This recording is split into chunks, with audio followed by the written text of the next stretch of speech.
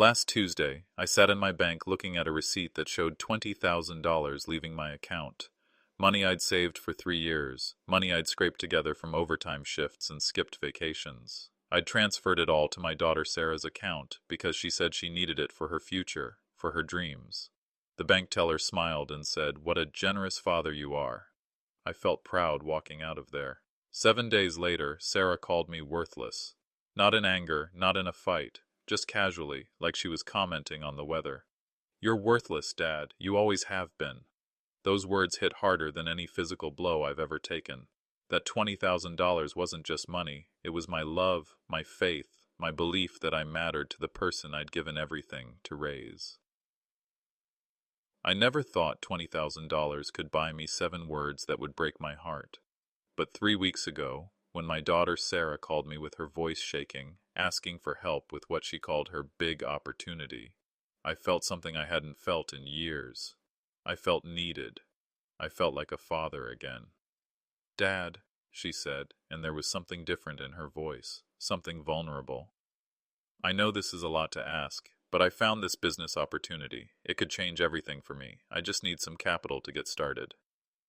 $20,000. That's what she needed. $20,000 that I'd been saving for 3 years, working overtime shifts at the plant, skipping lunches, driving the same beaten-up truck instead of buying something newer. Every dollar in that account represented an extra hour on my feet, an extra ache in my back, another evening away from Margaret. But sitting there in my kitchen, listening to Sarah explain her plans, I felt something I'd almost forgotten. Purpose. For the first time in years, my daughter needed me, for something that mattered. If you've ever felt that moment when someone you love finally turns to you for help, you'll understand what happened next in my story. I'd been 61 years old for 3 months, and honestly, I'd started to wonder what I was still good for. Sarah was 28, living her own life, building her own world. She had friends I'd never met, problems I didn't understand, dreams that seemed to happen somewhere I couldn't reach. Most of our conversations were surface-level stuff, weather, work, nothing that went deep. But this call was different. This time, she needed something only I could provide. "How much time do you have to decide?" I asked, already knowing what my answer would be. "The opportunity won't wait long," she said. "Maybe a week, 2 at most." I looked around my kitchen, at the same table where we used to do her homework, where I used to help her with math problems and spelling tests. Back then, I was essential. Back then, I was the person who had answers. "Let me talk to your mother," I said, though I already knew what I was going to do. When I told Margaret about the call, she went quiet in that way she does when she's thinking hard about something. She was folding laundry at the time, and her hands just stopped moving. $20,000, she repeated. "It's her future, Margaret. This could be the thing that finally gets her ahead." Margaret finished folding the shirt she was holding, laid it down carefully. "Are you sure about this?" Something in her tone should have made me pause. Margaret has good instincts about people, better than mine. She sees things I miss, hears things I don't catch. But I was so caught up in feeling useful again, so grateful that Sarah had turned to me instead of someone else, that I brushed off her concern. "She's our daughter," I said. "If we don't help her, who will?" Margaret nodded. But I could tell she wasn't convinced. Still, she didn't argue. She never argues when it comes to the kids. The next morning I called Sarah back. "I'll do it," I said. The silence on the other end lasted so long I thought we'd been disconnected. Then I heard her breathe out like she'd been holding her breath. "Really? Dad, are you serious?" "Dead serious. When do you need it?" "I can't believe this. I mean, I hoped, but I didn't want to assume. God, Dad, thank you. This is going to change everything." For the first time in months, maybe years, I heard genuine emotion in my daughter's voice when she was talking to me. Not politeness, not obligation, real feeling. I spent the rest of that week working extra shifts, not because I needed the money for the transfer, but because I couldn't sit still. I felt like I had energy I hadn't felt since I was 40. At work, I caught myself smiling for no reason. When my coworkers asked what had me in such a good mood, I found myself saying, "My daughter's starting a business. I'm helping her get it off the ground." The pride in my voice surprised even me. On Friday, I drove to the bank during my lunch break. The building was busy, full of people handling their own financial business, their own family needs. I waited in line behind a young mother trying to open a savings account for her toddler. behind an elderly man depositing what looked like Social Security checks. When it was my turn, the teller smiled at me. "How can I help you today?" "I need to make a transfer," I said. $20,000 to my daughter's account. She looked at the numbers I'd written down, Sarah's account information that I'd copied carefully from our phone call. "That's quite a transfer," she said. "Special occasion?" "She's starting a business. I'm helping her get started." The teller's smile got warmer. "That's wonderful. She's lucky to have a father who believes in her dreams." Lucky to have a father who believes in her dreams. Those words stayed with me as I filled out the forms, as I signed my name authority. Zing the transfer, as I watched the teller process the transaction that would move 3 years of my overtime pay into Sarah's account. My hand shook slightly as I signed the final form, not from nervousness, but from something else. Anticipation, maybe, or just the weight of what I was doing, the biggest single gift I'd ever given anyone. The bank manager, an older woman with kind eyes, came over as I was finishing the paperwork. "Mr. Peterson, isn't it? I've seen you in here before." "Yes, ma'am." "This is a significant transfer. Your daughter must be very special." "She is," I said, and meant it completely. "Well, she's very lucky to have a father like you." There was that word again. Lucky. Walking back to my truck, I felt lighter than I had in years, like I'd finally done something right, something that mattered. I drove home that afternoon, imagining Sarah's face when she checked her account and saw the deposit. I pictured her calling me, maybe even crying a little from gratitude and relief. I imagined her telling her friends about her father who believed in her enough to invest in her future. Maybe she'd even come over for dinner to thank me in person. Maybe we'd sit at that same kitchen table and she'd tell me about her business plans, ask for my advice, treat me like I was someone worth listening to. That evening, I sat in my kitchen checking my phone every few minutes. Margaret was making dinner, occasionally glancing at me with that same concerned look she'd had when I first told her about the transfer. "She'll call," I told myself. "She'll call once she sees the money, once she realizes what I've done for her." The call didn't come during dinner. It didn't come while we watched the evening news. By 9 o'clock, I was starting to feel the first small knot of worry in my stomach.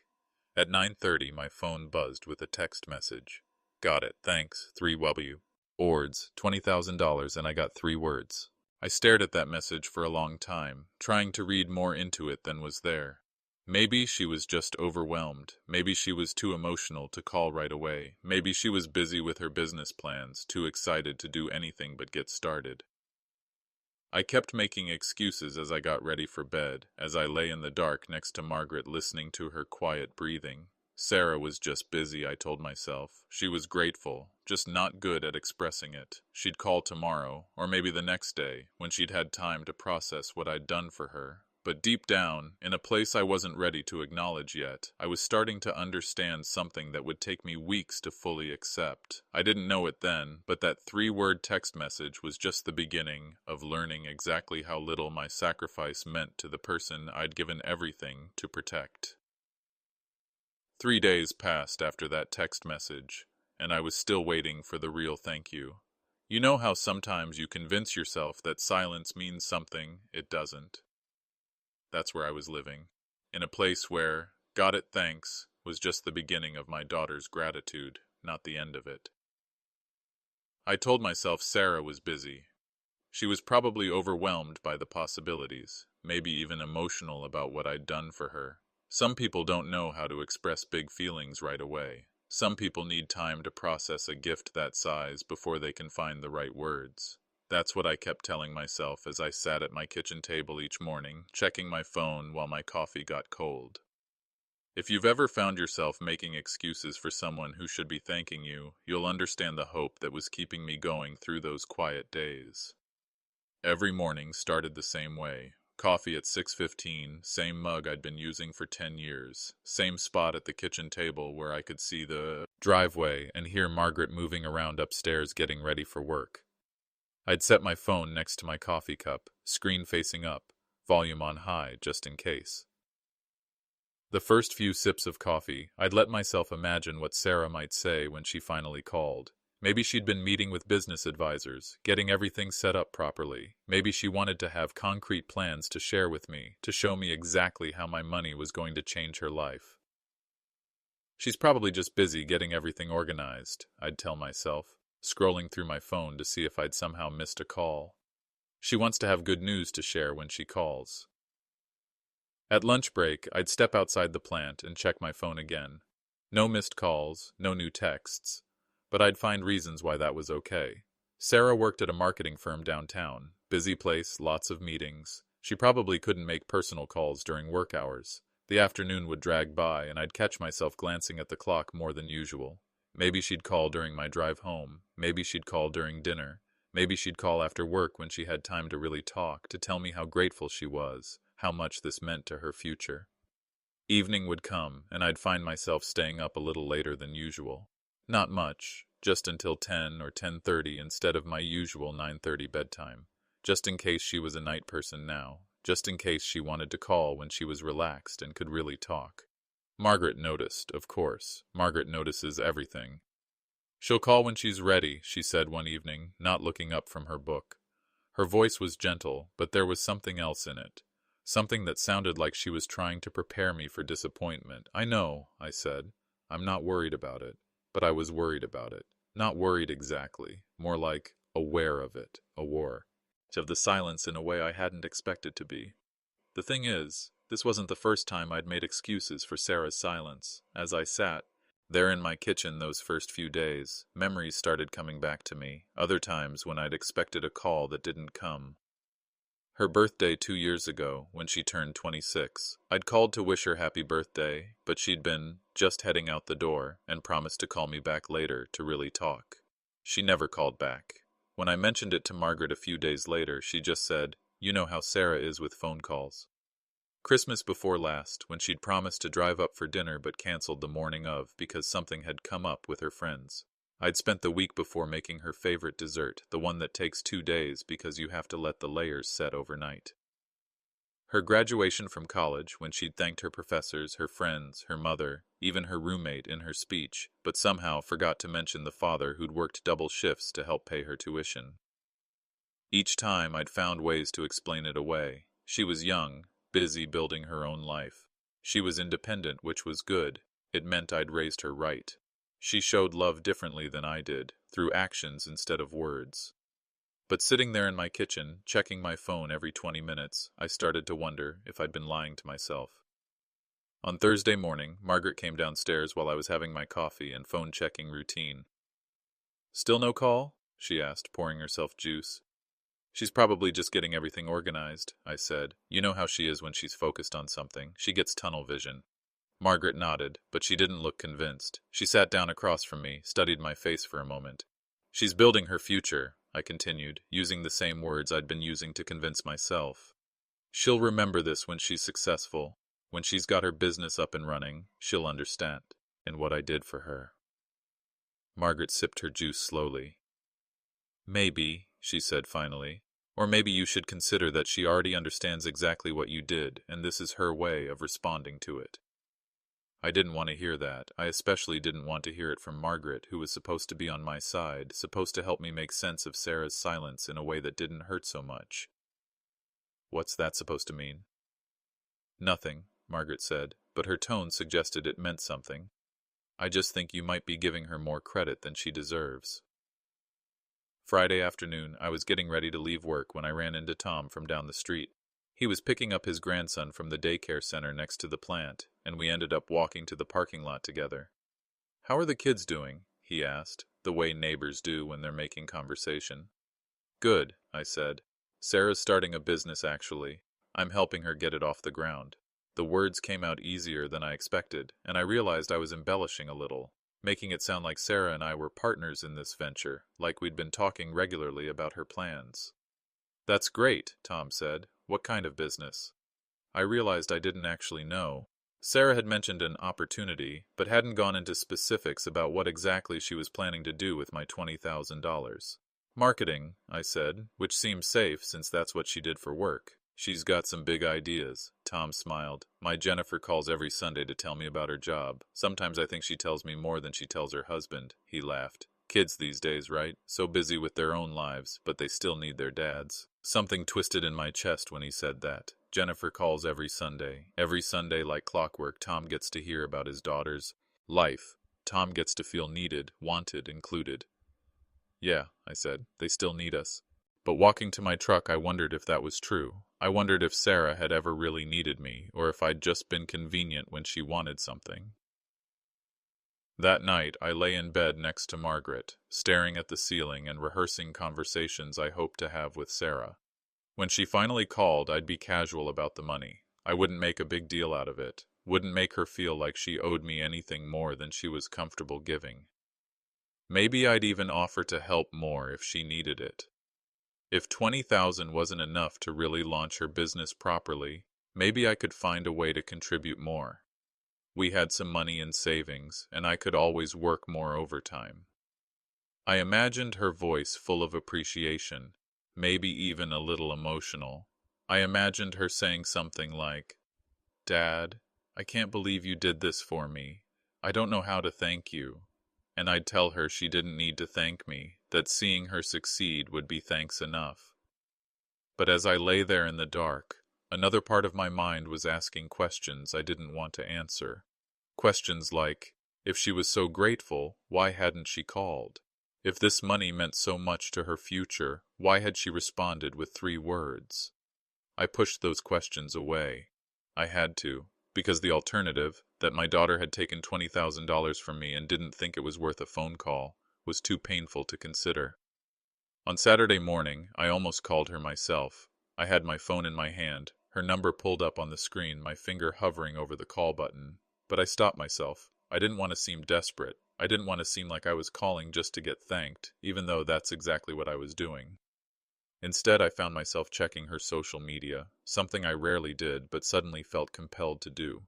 She'd posted a picture of herself at some restaurant downtown, smiling with friends I didn't recognize. She looked happy, relaxed, like someone whose problems had recently been solved. That had to mean something, right? That had to mean my gift was already making a difference in her life, even if she hadn't found the words to tell me yet. I also got a text from her that afternoon. Nothing about the money, just a question about whether Margaret had a recipe for some dessert she was trying to make. I responded immediately, told her I'd ask Margaret and get back to her. Then I spent 20 minutes composing a follow-up text that casually mentioned how glad I was that I could help with her business plans. I never sent that follow-up text. It felt too needy, too obvious. But I held on to that recipe text like it was proof of something. Proof that she was thinking about family, about home, about staying connected. Proof that the silence didn't mean what I was afraid it meant. By Sunday night, a week had passed since I'd transferred the money. 7 days of checking my phone, making excuses, and telling myself that patience would be rewarded. I was still believing that my sacrifice would eventually be acknowledged. I was still believing that Sarah was just busy, just overwhelmed, just processing the magnitude of what I'd done for her.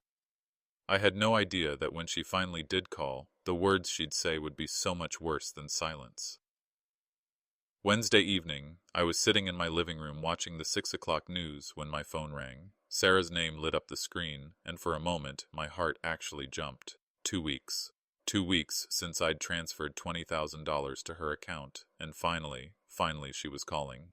"Hi, Dad," she said when I answered, but something in her voice made me pause. She sounded bored, like she was calling to check something off a list, not because she wanted to talk to me. "Sarah," I said, trying to keep the relief out of my voice. "How are you doing?" "Fine, I guess. Just got home from work. Long day." I waited for her to mention the money, to bring up her business plans, to acknowledge what I'd done for her. Instead, she started talking about her job, complaining about her boss, mentioning people I'd never heard of like I was supposed to know who they were. If you've ever waited for someone to thank you for something that cost you everything, you'll understand the growing knot in my stomach as that conversation went on. The weather came up, traffic, her coworkers' drama, normal surface-level conversation, the kind we'd been having for years. I kept waiting for the right moment to bring up the money, to gently ask how her business plans were coming along, but Sarah seemed to have no interest in going deeper than small talk. Then she mentioned Mike, her younger brother. "Mike was being such an ass at Jenny's barbecue last weekend," she said, her voice taking on that familiar edge of annoyance she got when talking about family.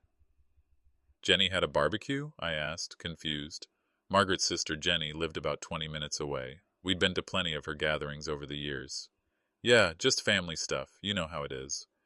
But I didn't know how it was, because I hadn't been invited. I hadn't even known there was a gathering.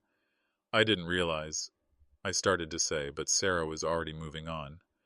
Anyway, Mike was going on about how I should be more grateful for family support, like he has any idea what my life is like.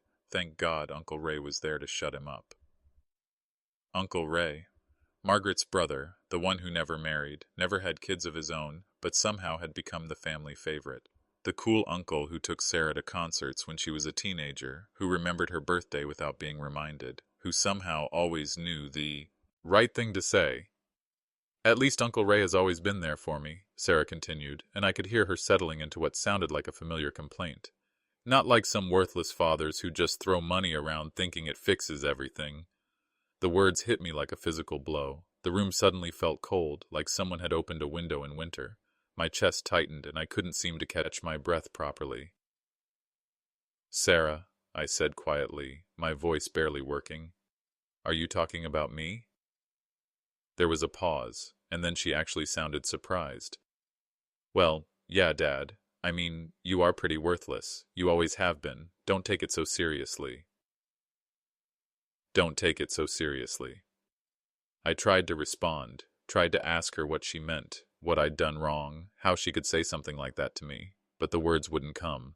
My throat felt like it was closing up, and my mind was stuck, replaying those words over and over. You are pretty worthless. You always have been. Sarah, meanwhile, had already moved on. She was talking about her job again, about some project she was working on, about her plans for the weekend, talking like she hadn't just destroyed me with 7 casual words. I sat there holding the phone, trying to focus on what she was saying, but I couldn't. All I could hear was that word, worthless. All I could think about was how easily she'd said it, like it was just a fact she'd always known about me. $20,000. I'd given her $20,000 2 weeks ago, and she was calling me worthless. The conversation dragged on for another 20 minutes. Sarah complained about her apartment, mentioned a guy she was dating that I'd never heard of, talked about plans to go out with friends this weekend. Normal stuff, everyday stuff, like she hadn't just told her father he was worthless. I made the appropriate sounds. That's nice. Sounds good. But I wasn't really there anymore. I was somewhere else, somewhere cold and quiet, trying to understand how we'd gotten to this point. When she finally said, "Okay, gotta go, talk to you later," and hung up, I just sat there. The phone was still pressed to my ear, but the line was dead. The news was still playing on the television, but I couldn't hear it over the sound of those words echoing in my head. You are pretty worthless. You always have been. I don't know how long I sat there. Long enough for the evening news to end and some sitcom to start. Long enough for Margaret to come home from her book club. Long enough for her to put her purse down and notice me sitting in the dark living room still holding the phone. "What's wrong?" she asked, turning on the lamp beside my chair. I looked up at her, this woman who'd been married to me for 32 years, who'd raised 2 children with me, who'd never once called me worthless. I wanted to tell her what Sarah had said. I wanted to explain why I was sitting in the dark, why I felt like I'd been punched in the chest. But I couldn't form the words. How do you tell your wife that your daughter called you worthless? How do you admit that the child you've loved and provided for her entire life thinks you're worth nothing? Nothing, I said finally. Just tired. Margaret studied my face for a moment. She knew something was wrong. Margaret always knows. But she didn't push. She just nodded and went to the kitchen to start dinner. That night, lying in bed next to her, I stared at the ceiling and let those words wash over me again and again. You are pretty worthless. You always have been. And suddenly the $20,000 felt different. It didn't feel like a gift anymore, like an investment in my daughter's future. It felt like payment, like I'd paid $20,000 for the privilege of being called worthless by my own child. The worst part wasn't even the word itself. The worst part was how casually she'd said it, like it was something she'd always believed about me, and was surprised I didn't already know. But I was starting to understand something that would take me weeks to fully accept. Maybe the money had never mattered to her at all. The morning after Sarah called me worthless, I couldn't sit still in the house. Everything felt different. The kitchen where I'd written out her account information, the living room where I'd taken her call, even my own bedroom where I'd lain awake all night replaying her words. So I went to the garage. My workshop had been my refuge for 20 years. It's where I'd built Sarah's dollhouse when she was 6, where I'd fixed her bicycle when she was 10, where I'd refinished an old desk for her first apartment. But I hadn't spent much time out there lately. The tools were dusty, the workbench cluttered with old projects I'd never finished. I sat down on the old stool next to my workbench and tried to make sense of what had happened. 7 words had changed everything. You are pretty worthless. You always have been. But sitting there in the quiet, surrounded by tools that used to feel like extensions of my hands, I started to realize something. Maybe those words hadn't changed anything. Maybe they'd just revealed something that had been true for a long time. If this story sounds familiar, if you've ever had someone you love show you exactly how little you mean to them, then you'll understand the questions that started eating at me in that garage. I started thinking back through the years, looking for signs I'd missed. The pattern was there if I was honest enough to see it. High school graduation. Sarah had given a speech thanking her teachers, her friends, her mother for always believing in me, even her guidance counselor. She'd thanked her Uncle Ray for showing me what it means to follow your dreams, but she never mentioned me, not once. I'd told myself she was just nervous, that she'd forgotten, that it didn't mean anything, but maybe it meant exactly what it looked like. College graduation, same thing. She'd hugged Margaret, posed for pictures with Ray, even thanked her roommate's parents for being like family. I'd stood there with my camera, taking pictures of everyone else being thanked, telling myself that Sarah showed gratitude differently, that she was just overwhelmed. The Christmas visits that got shorter every year, the birthday calls that stopped coming, the time she'd promised to visit and then cancel at the last minute because something had come up with her friends. Each time, I'd made excuses for her. I'd told myself she was young, that she was building her own life, that this was normal. But sitting in my garage, surrounded by all the things I'd built for a family that barely seemed to notice I existed, I had to face the truth. Sarah hadn't suddenly decided I was worthless. She'd always felt that way. She'd just never said it out loud before.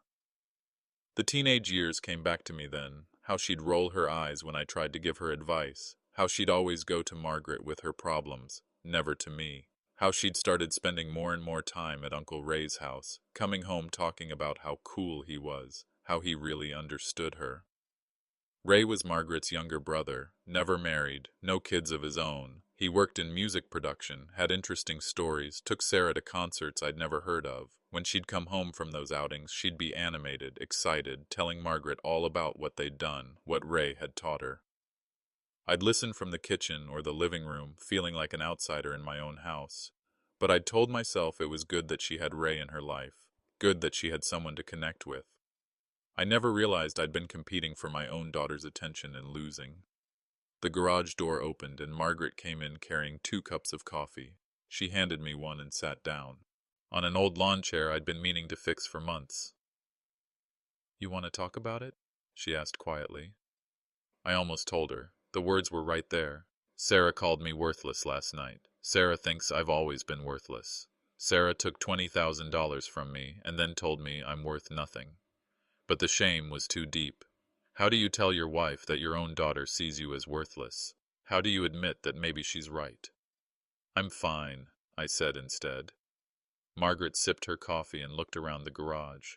"You haven't been out here much lately?" "No." "Remember when you built Sarah's dollhouse out here? She played with that thing for years." I remembered.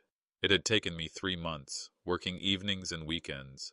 I'd made tiny furniture, little curtains for the windows, even a working front door. Sarah had been so excited when I'd presented it to her on Christmas morning. She'd played with it constantly that first year, but by the time she was 8, it was gathering dust in her closet. By the time she was 10, she'd asked if we could donate it to charity because it was taking up space. "She loved that dollhouse," Margaret continued, but something in her voice suggested she was thinking the same thing I was. Margaret finished her coffee and went back inside, leaving me alone with my thoughts and my dusty tools. Over the next few days, I found myself spending more and more time in the garage, not working on anything, just sitting, thinking about all the ways I'd tried to be a good father and all the ways it had apparently failed to matter. I thought about the drives to school 5 days a week for 6 years when Margaret had to leave early for work, the patient help with homework, even subjects I didn't understand well myself, the extra shifts I'd worked to pay for things she needed, things she wanted, things that would make her life easy. and all of it dismissed with 7 words. You are pretty worthless, you always have been. Margaret started bringing me meals in the garage. She'd sit with me sometimes, not saying much, just being present. I could tell she knew something was seriously wrong, but she didn't push me to talk about it. The physical weight of Sarah's words was surprising. My shoulders felt permanently hunched, like I was carrying something heavy. Food tasted like cardboard. Sleep came in fragments, broken by dreams where Sarah was always walking away from me, always choosing someone else, always dismissing me with that same casual cruelty. At dinner, I found myself quieter than usual. When Margaret would tell me about her day, about the people she'd talked to, the things she'd done, I'd nod and make appropriate responses, but I wasn't really there. I was still in that garage, still replaying 28 years of raising a daughter who apparently thought I was worthless. For the first time in my life, I stopped checking my phone obsessively. I stopped hoping for Sarah's call. What was the point? I knew now what she really thought of me, but along with the hurt, something else was growing, something I'd never allowed myself to feel about Sarah before. Anger, not just hurt, not just confusion, but genuine anger at the casual cruelty of her words. Anger at the waste of $20,000. Anger at my own foolishness for believing that money could buy love, that sacrifice could earn respect, that being a father meant anything to someone who saw you as worthless. I'd spent 28 years trying to earn my daughter's love, and she'd casually told me I was worthless. She'd taken $20,000 from me and called me worthless in the same conversation. Sitting in that garage, surrounded by the tools I'd used to build things for a family that barely acknowledged my existence, I realized something had to change. But I had no idea yet what that change would look like, or how much it would cost me to find my way back to my own dignity. 2 weeks passed before I could bring myself to call her. 2 weeks of sitting in my garage, replaying that conversation, trying to convince myself that maybe I'd misunderstood, maybe she hadn't meant it the way it sounded. But every time I remembered the casual tone in her voice, the way she'd said, "Don't take it so seriously," I knew there was no misunderstanding. Still, I had to try. I had to give her a chance to explain, to take it back, to show me that the daughter I'd raised for 28 years was still in there somewhere. Saturday morning, I knew she'd be home. She'd always been a late sleeper on weekends, probably still in her apartment, probably having her coffee and scrolling through her phone. I sat in my kitchen with my own coffee getting cold, staring at her number on my screen. My heart was pounding when I finally pressed call. It rang 4 times before she answered. "Hello?" Her voice was distracted, like she was doing something else. I could hear what sounded like a television in the background. "Sarah, it's Dad. Do you have a minute to talk?" If you've ever had to confront someone you love about the way they've hurt you, you'll recognize the fear in my voice as I tried to sound casual and confident. "Yeah, sure. What's up?" Still distracted, still sounding like this call was an interruption. I took a breath. "I wanted to talk about what you said the other night, about me being worthless." There was a pause. I could hear her sigh, the kind of sigh you make when someone is being dramatic about something that doesn't matter. "Dad, I didn't mean anything by it. You're being too sensitive." Too sensitive. That made me angrier than the original words had. Not an apology, not an explanation, just dismissal. "Sarah, you called your father worthless. How am I supposed to take that?" "Look, I was just frustrated about Mike being on my case about family stuff. It wasn't personal." Wasn't personal. She'd called me worthless, and it wasn't personal. "How much the comment hurt," I said, trying to keep my voice steady. "I've been thinking about it for 2 weeks. I just want to understand what I did wrong, what I could do differently." And that's when she really let me have it. "Look, Dad, you've always been, I don't know, just there. You go to work, you come home, you watch TV. You don't really do anything interesting or important. When I have problems, I talk to Uncle Ray because he actually gets it. You just try to throw money at everything." Each word was like a knife, just there, not interesting or important. Throw money at everything. "What about the $20,000? I asked, my voice barely steady. "Didn't that show you that I care?" Sarah's laugh was sharp, cutting. "That just proved my point. Instead of actually listening to what I needed, you just wrote a check. That's not being a father, that's being a bank." Being a bank. I'd worked overtime for months to save that money, and she saw me as a bank. "Sarah, I worked extra shifts for months to save that money. Every dollar represented hours away from home, time I could have spent with your mother, sleep I didn't get because I was exhausted from double shifts. I didn't ask you to do that, she said, and her tone was getting more irritated. That was your choice. Your choice, like my sacrifice meant nothing because she hadn't specifically requested it. But don't you appreciate what I've done for you over the years? I asked, hating how desperate I sounded. Like what? She challenged. Paying for things? That's what parents are supposed to do. I tried to think of examples, specific things that would prove I'd been more than just a wallet to her. I drove you to school every day for 6 years when your mother had to leave early for work. Mom could have done that if she'd changed her schedule. I helped you with your homework every night. I mostly figured it out myself. I worked overtime to help pay for your college. That's what parents do. You chose to have kids. Every memory I brought up, every sacrifice I mentioned, she had an answer for. She had a way to minimize it, to make it sound like something any parent would do, something that didn't require gratitude or even acknowledgement. By the end of that conversation, I understood something that broke my heart completely. In Sarah's mind, I'd been unnecessary for years. Everything I thought I'd done as a father, she saw as either obligation or interference. I was sitting there, holding the phone, realizing that my daughter didn't just think I was worthless. She genuinely couldn't think of a single thing I'd done that mattered to her. Sarah, I said finally, do you love me at all?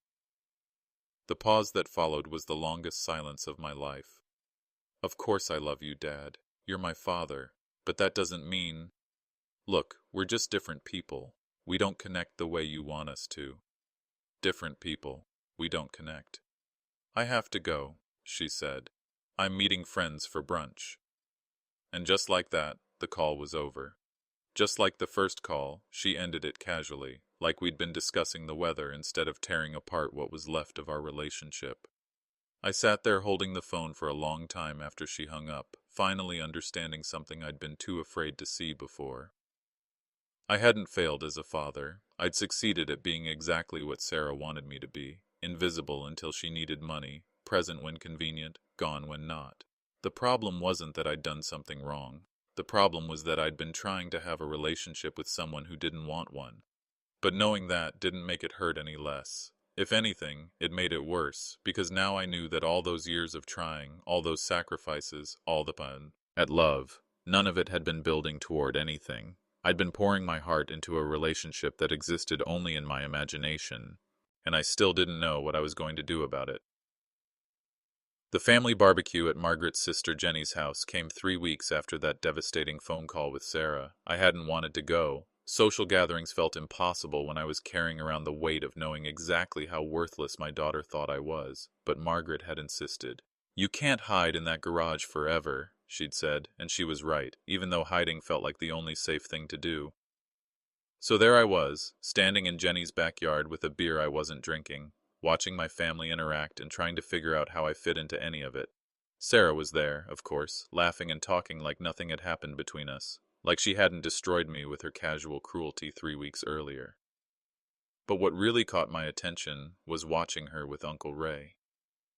I'd seen them together hundreds of times over the years, but this time I was watching with different eyes, eyes that were finally ready to see what had been right in front of me all along. If you've ever suddenly understood something that's been hidden in plain sight, you'll recognize the moment when everything clicked into place for me. Ray was telling some story about his work. He did sound engineering for local bands, and Sarah was completely engaged, not politely listening the way she did with me, but actually interested. She was asking follow-up questions, laughing at his jokes, contributing her own thoughts to the conversation. It was the kind of conversation I'd been trying to have with her for years. Then Ray mentioned something about helping Sarah move her furniture the previous month, and my world stopped. Wait, I said, interrupting their conversation. You moved? When? Sarah looked at me like I'd asked an incredibly stupid question. Last month, I got a better apartment closer to work. Why didn't you ask me to help?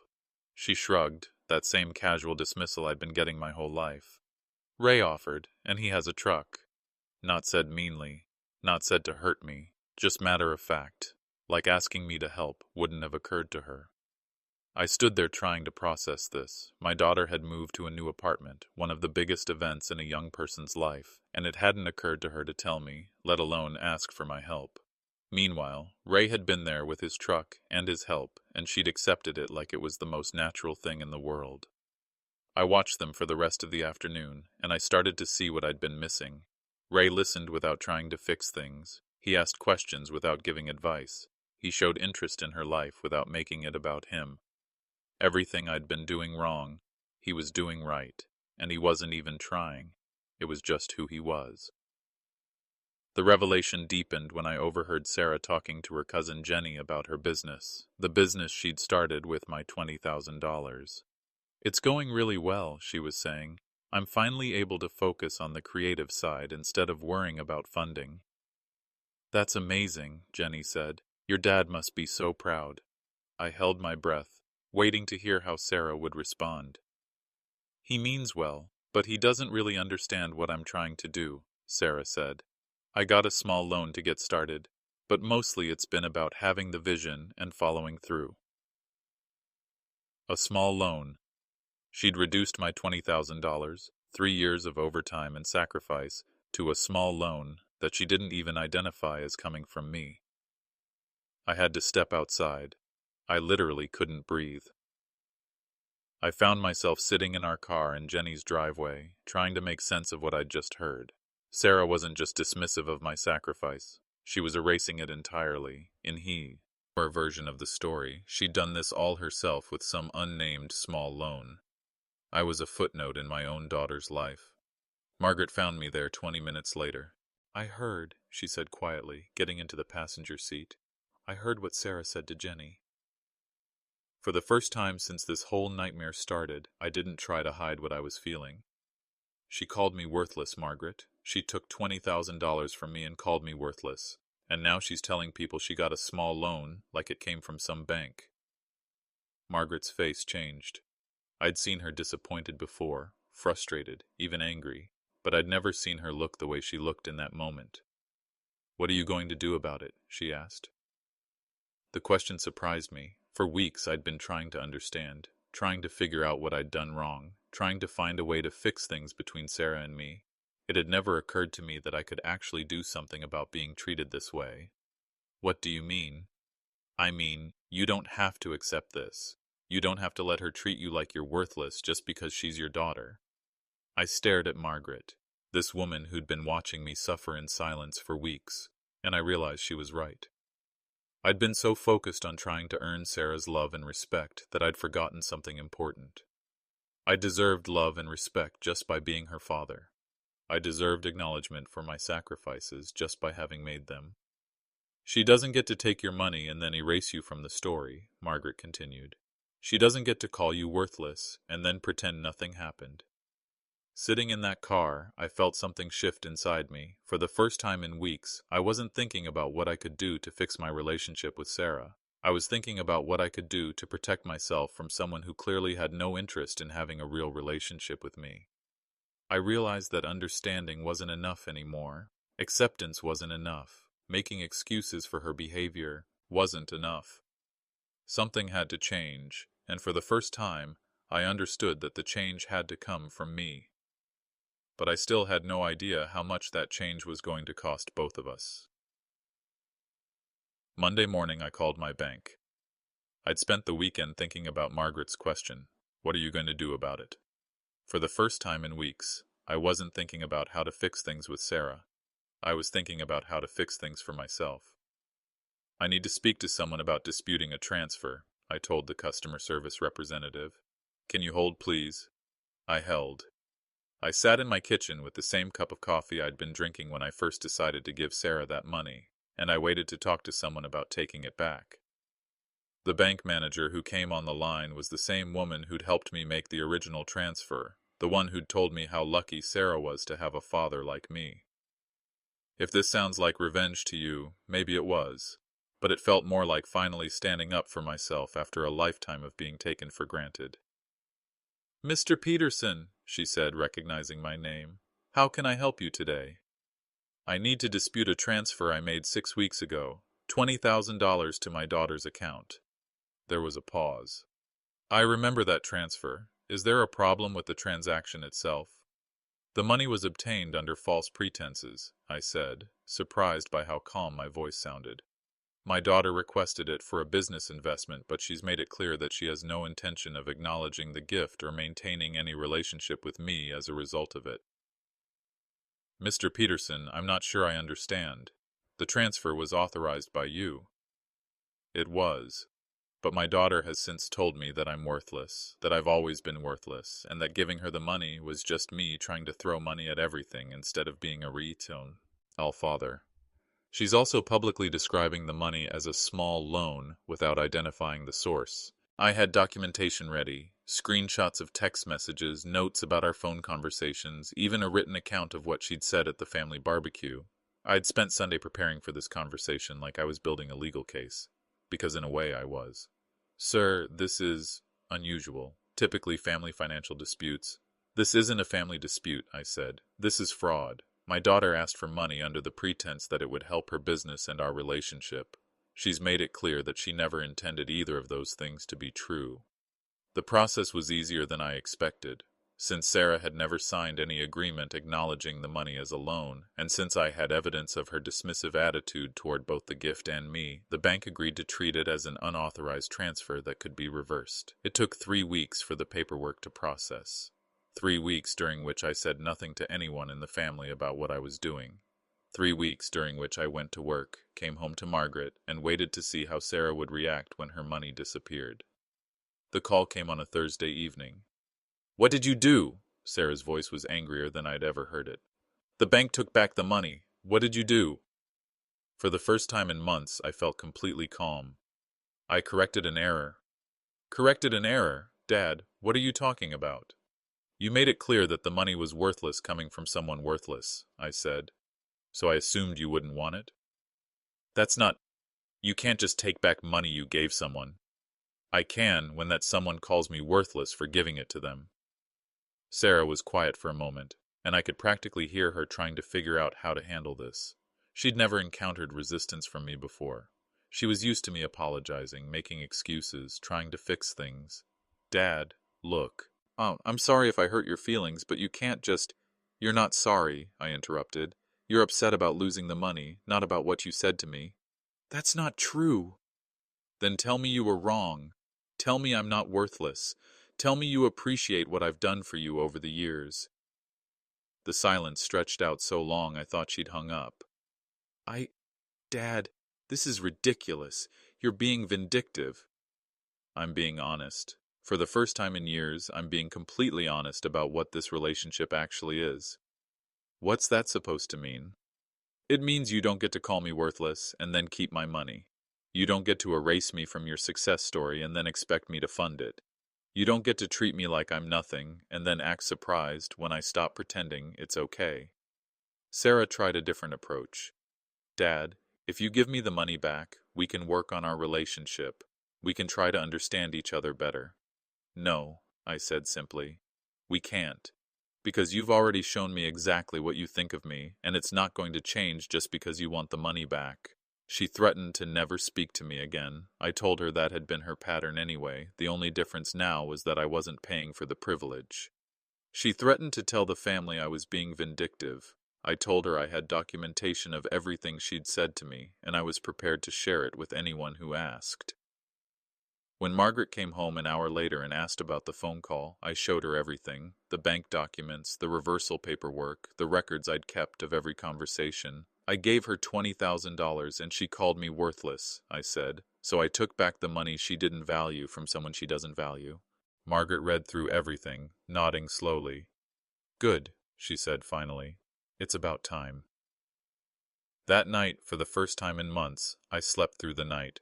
I felt something I hadn't felt in years. Self-respect.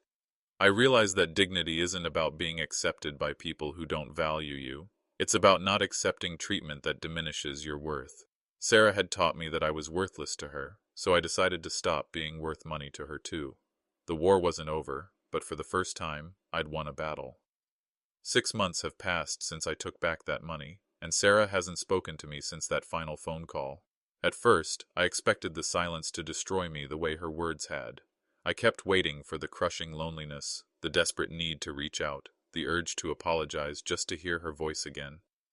But the silence, when it finally settled in, felt different than I'd expected. It was honest. For the first time in years, our relationship reflected reality instead of my fantasy. Sarah didn't want to talk to me, didn't value my presence in her life, didn't see me as necessary to her happiness or success. The silence simply made that truth visible instead of hiding it behind polite phone calls and obligatory holiday visits. I still go to work every morning, still come home to Margaret every evening, but I don't check my phone for calls that were never going to come. I don't plan conversations that were never going to happen. I don't rehearse apologies for being the father I actually was, instead of the father she apparently wanted. If you've ever had to accept that someone you love doesn't love you back the same way, you'll understand the strange peace that comes with finally stopping the fight. My garage workshop has become useful again. I'm building a bookshelf for Margaret, something she's wanted for our bedroom for years. The physical work feat. L's good, productive in a way that my emotional labor for Sarah never did. When I finish a piece of wood, it stays finished. When I solve a problem, it stays solved. Margaret and I talk more openly now than we have in years. She's admitted that she'd been watching Sarah take advantage of my generosity for a long time, but hadn't known how to address it without seeming unsupportive of her daughter. I kept hoping she'd grow out of it, Margaret told me one evening as we sat on our back porch. I kept thinking that eventually she'd appreciate everything you'd done for her. But she never did. No, and she probably never will. We've talked about the difference between love and enabling, about the importance of mutual respect in relationships, about how sacrifice without acknowledgement isn't noble, it's just waste. Margaret's been my primary confidant through all of this, and I've realized how much I'd been neglecting our relationship while chasing after Sarah's approval. I'd been so focused on proving my worth to someone who didn't value me that I'd forgotten to nurture the relationship with someone who did. I think about Uncle Ray differently now, too. He's not my competition anymore. He's just someone who understood something I didn't. He knew that relationships require genuine mutual interest, not just obligation. He connected with Sarah because he wanted to, not because he felt he had to, and maybe that's why it worked. I tried to force a relationship with someone who wasn't interested in having one. Ray just showed up authentically and let Sarah choose whether to engage. The difference in our approaches explains the difference in our results. Through other family members, I know Sarah is doing well. Her business is successful. She's moved to an even nicer apartment. She's in a serious relationship with someone she met through work. This information no longer fills me with the desperate need to reconnect, to be part of her life, to prove that I matter to her. Instead, I feel a distant kind of pride mixed with sadness.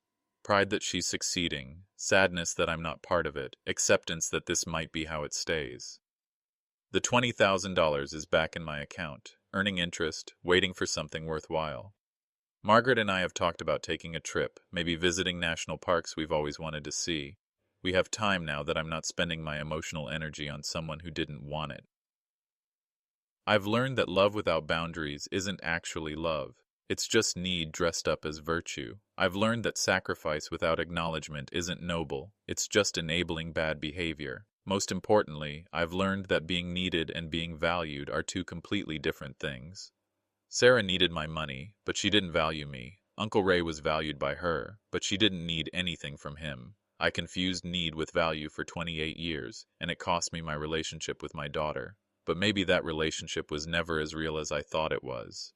Maybe what I lost was the illusion of connection, not connection itself. I spent 60 years trying to prove I was worth loving, working overtime to provide for my family, sacrificing my own needs to meet theirs, measuring my worth by how much I could give and how little I needed in return. Now I'm learning that I was worth loving all along, just not by everyone and not at any price. Some people will never see your value no matter how much you give them. Some relationships will never be mutual no matter how hard you try. Some love will never be returned no matter how long you wait.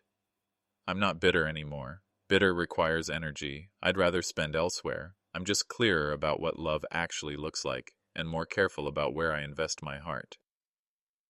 Sarah taught me that I was worthless to her, but in teaching me that, she also taught me something more valuable. That I don't have to accept being treated as worthless by anyone, including my own daughter. The silence between us continues, but it's no longer painful. It's just honest. And after years of living in the fantasy that we had a relationship we never actually had, honesty feels like a gift. Even when it comes wrapped in loss.